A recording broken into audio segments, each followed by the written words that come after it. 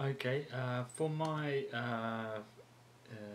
first answer to the question under Territorial Authority Compliance in my logbook, it's the first one. We've got one entry to make.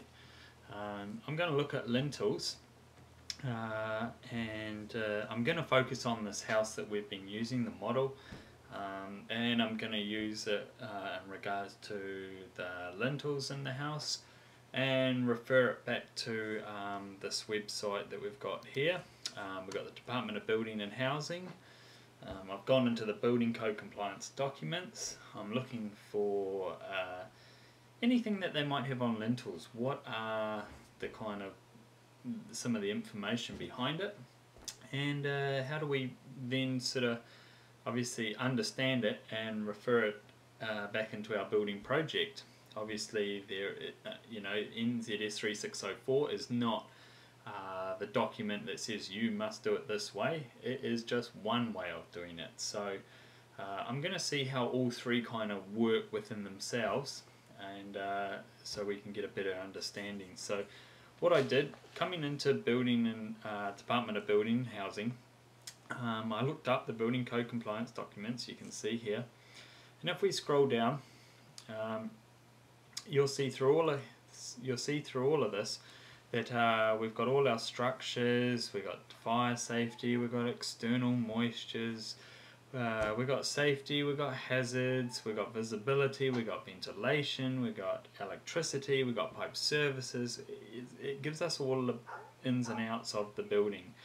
Now what I did was I actually downloaded Simple House Acceptable Solution, and if I just bring that one up for us to have a bit of a look at, I found on page 64, I've got this one here, timber lintel supporting roof only is what I've managed to pick up.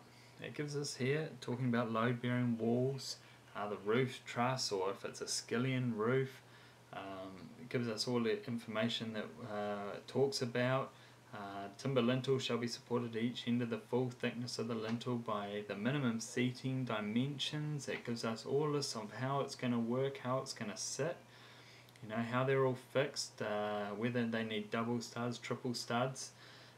But coming back to this point here, it says timber lintel supporting roof only. Now if we come back and look at our house in SketchUp, and if I just use this tool here, and I'm just going to rotate this round, I'm going to look at this lintel. I'm going to pick on this lintel here, this one that would be sitting in here. This is obviously coming into the lounge and living room. So what does that lintel, what is it going to be holding? What's its weight? What's its dead load on top?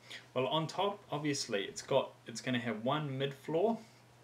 It's got a wall, obviously the walls here, and it's also got this roof. So what we need to do is find out a lintel that can take all of that support.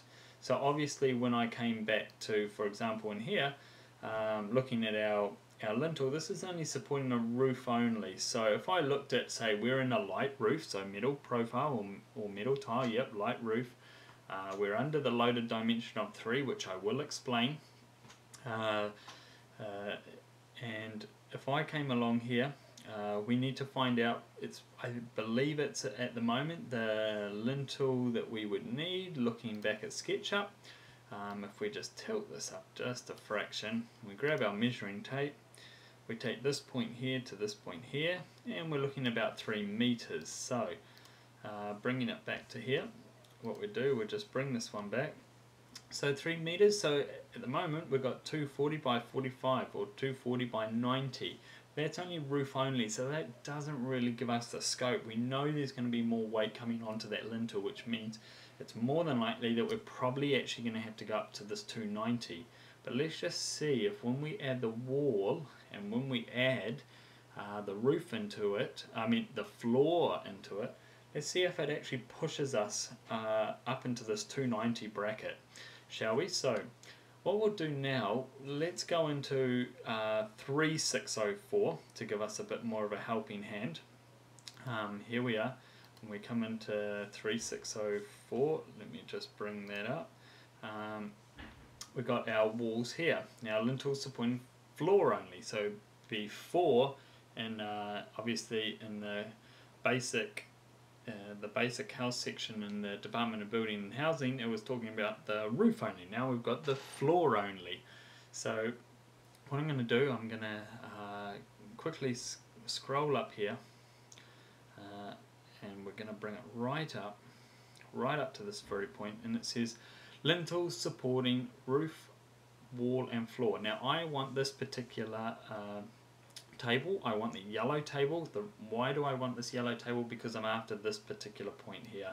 I'm after MSG 8. So obviously machine stress graded 8 or visually stress graded 8 timber. The blue table, number 1 framing, MSG 6 it's more rare now. What we've got to do, we've got to determine our loaded dimension. Now what is the loaded dimension? I said I would explain that very shortly. And again we've got a light roof and a light wall. So looking at this particular point, I'm now going to explain about the loaded dimension of our lintel, and I'll carry on in our second part of this video.